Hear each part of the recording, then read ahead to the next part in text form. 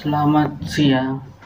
Perkenalkan, nama saya Indra Erlando Luan Ginting, kelas Manajemen Sumber Daya Manusia A2.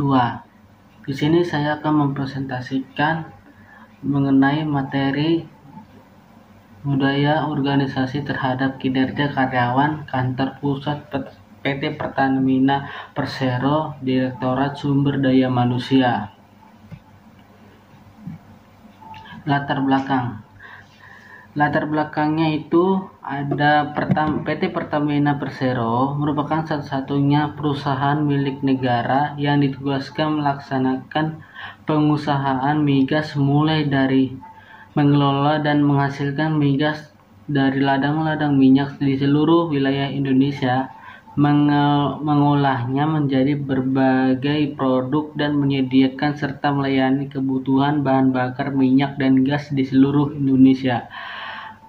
PT Pertamina Persero memiliki nilai-nilai dasar perusahaan yang disingkat dalam 6C, yaitu Clean, Competitive, Confident, Customer Focus, Komersial, dan Capable. Keenam nilai budaya ini menjadi aspek penting bagi PT Pertamina Persero dalam mewujudkan eksistensinya sebagai perusahaan migas milik negara terbesar di Indonesia. Untuk meningkatkan kinerja karyawannya, PT Pertamina Persero mengadakan pelatihan dan memperbolehkan para karyawannya untuk melanjutkan pendidikan ke jenjang yang lebih tinggi. Pelatihan dilakukan di Pertamina Learning Center untuk semua jabatan dari level operasional hingga level manajerial. PT Pertamina Persero mempunyai 2 program untuk para calon pemimpin masa depan, yaitu program pengembangan eksekutif Pertamina atau yang biasa disingkat PPEP, dan Transformation Leadership Engine atau yang biasa disingkat yaitu TLE. 2 program ini merupakan tempat penggodokan calon-calon pemimpin masa depan di Pertamina Kasali tahun 2012. Jika para karyawan ingin melanjutkan pendidikan ke jenjang yang lebih tinggi, Pertamina Learning Center juga memiliki universitas sendiri yang diperuntukkan bagi karyawan PT Pertamina Persero, yaitu Pertamina Corporate University. Manajemen sumber daya manusia. Manajemen sumber daya manusia adalah suatu bidang manajemen yang khusus mempelajari hubungan dan peranan manusia dalam organisasi perusahaan. Unsur manajemen sumber daya manusia adalah manusia yang merupakan tenaga kerja pada perusahaan. Dengan demikian, fokus yang dipelajari dalam manajemen sumber daya manusia ini hanyalah masalah yang berhubungan dengan tenaga kerja manusia saja. Secara umum, peran atau fungsi dari manajemen sumber daya manusia menurut Matthews dan Jackson atau dalam Amirullah dan Harris tahun 2004 dapat dikelompokkan menjadi 3 peran, yaitu fungsi utama, peran administrasi, peran operasional, dan peran strategis. Peran administrasi lebih ditekankan kepada upaya memproses dan menyimpan catatan. Semua aktivitas dalam organisasi dicatat dan dibuatkan database sehingga pada saat dibutuhkan oleh pihak-pihak tertentu dapat dilaporkan dengan segera.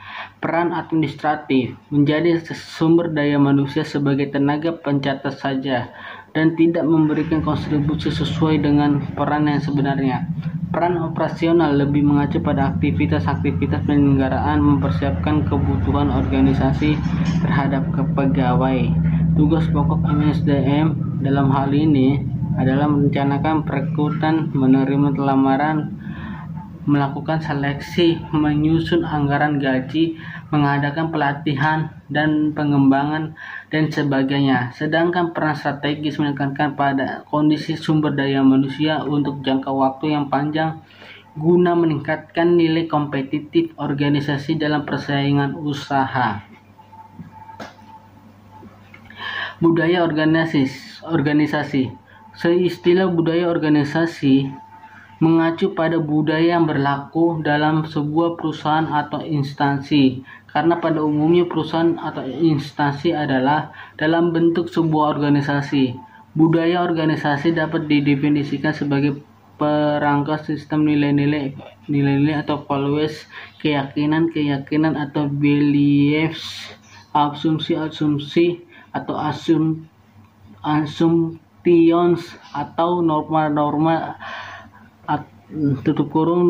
norms yang telah lama berlaku, disepakati atau diikuti oleh para anggota suatu organisasi sebagai pedoman perilaku atau pemecah masalah-masalah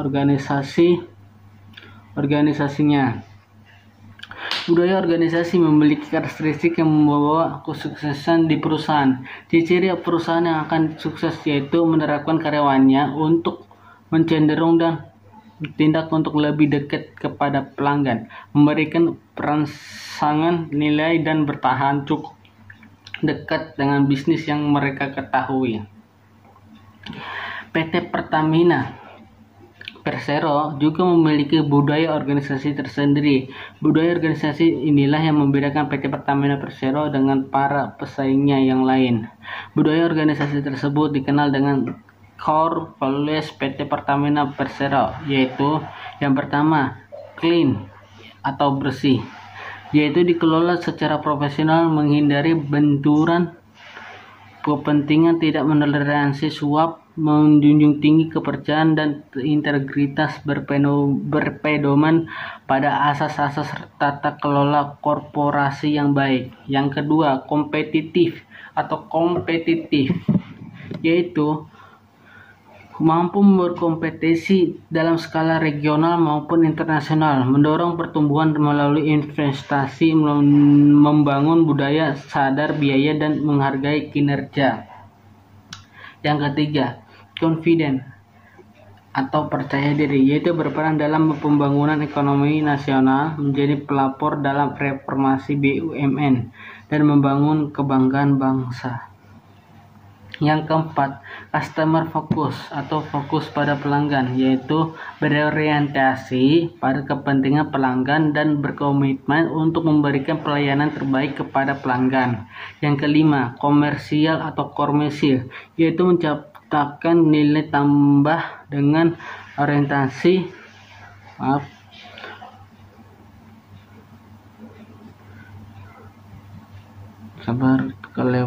berorientasi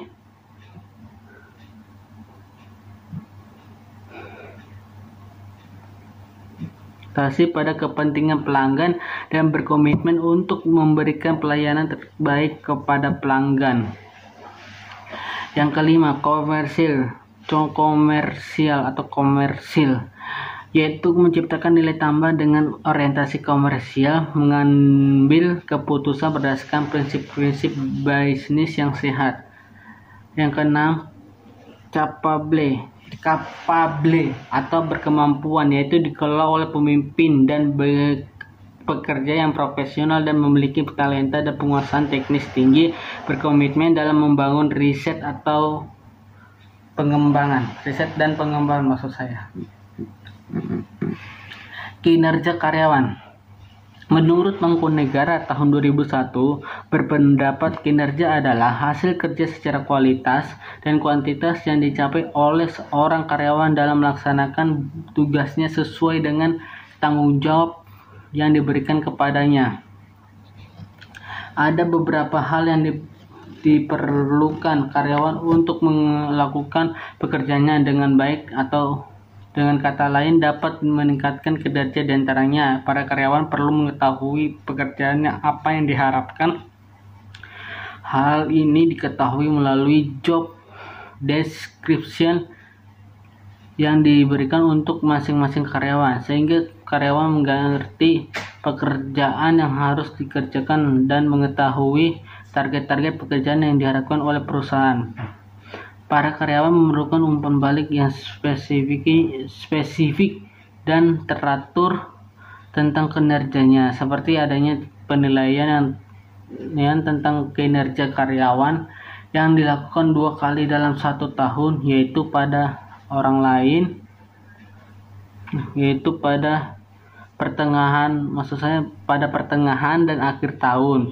Para karyawan perlu mengerti apa dan bagaimana hubungan antara pekerjaannya dan pekerjaan orang lain, sasaran unit kerja dan misi keseluruhan.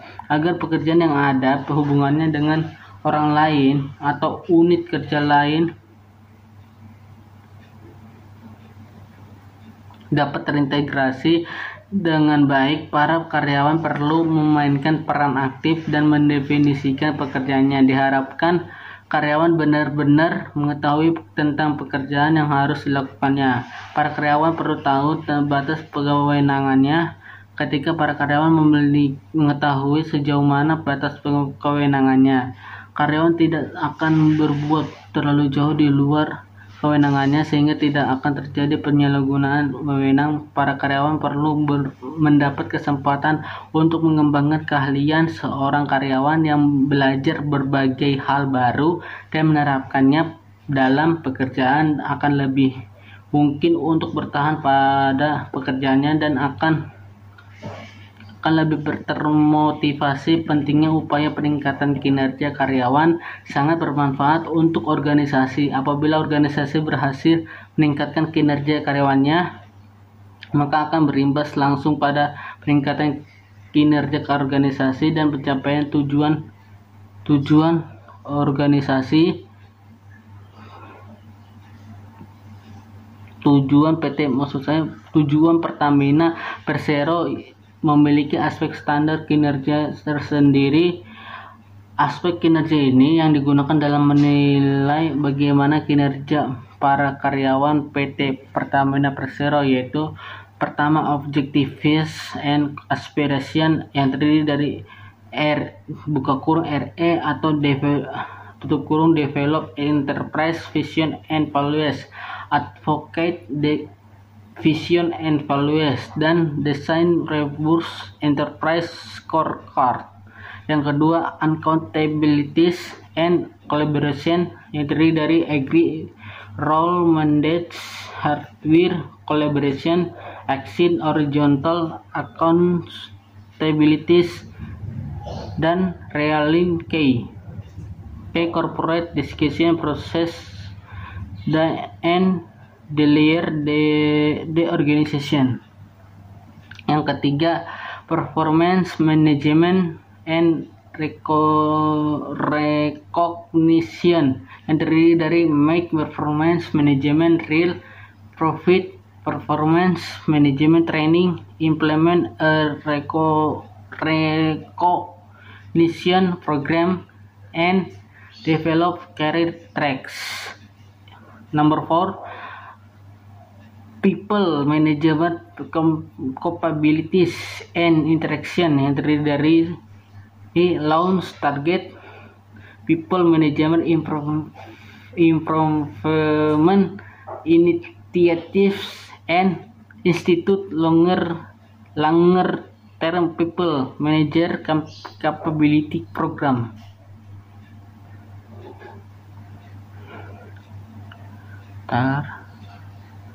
Hubungan budaya organisasi dengan kinerja karyawan. Budaya yang kuat dapat menghasilkan efek yang sangat mempengaruhi individu dan kinerja.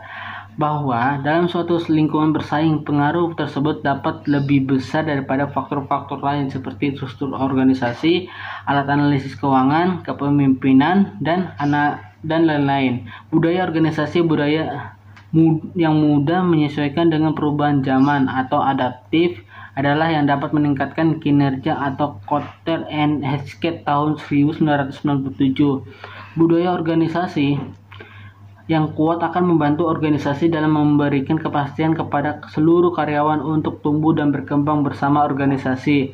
Pemahaman tentang budaya organisasi perlu ditanamkan sejak dini kepada karyawan. Jika pada waktu permulaan masuk kerja, para karyawan masuk ke organisasi dengan berbagai karakteristik yang berbeda, maka melalui training, orientasi, dan penyesuaian diri, karyawan akan menyerap budaya organisasi yang kemudian berkembang menjadi budaya kelompok dan akhirnya diserap sebagai budaya pribadi. Jika proses internalisasi budaya organisasi menjadi budaya pribadi telah berhasil, maka karyawan akan merasa identik dengan organisasinya, merasa menyatu dan tidak ada halangan untuk menggapai kinerja yang optimal.